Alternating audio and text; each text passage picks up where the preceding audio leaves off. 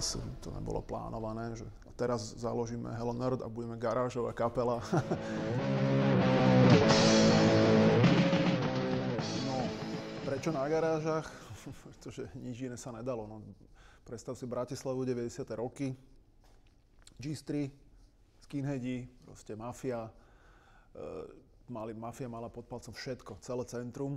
Zase výhoda bola v tom, že nemusel si sa nikoho pýtať na nič. Proste mal si tu garáž, otvoril si to a posadil si tam kapelu a bolo.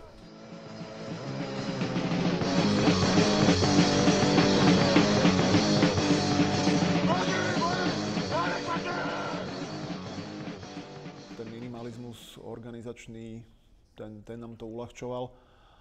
Samozrejme, že zoznam výhod a nevýhod bol dosť nevyvážený, takže zvuk na kokot, teplo, nemalo si kde sadnúť, nemal si tam pivo, ani žrádlo samozrejme, to čo je dneska už normálka.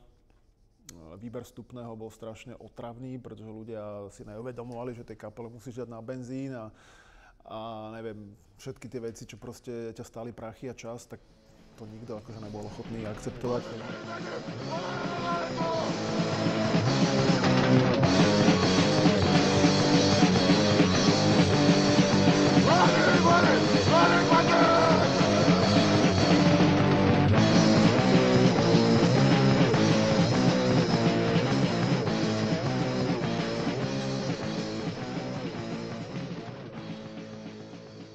To nebolo, že by si všetci povedali, juhu, poďme na garáže, to bude paráda.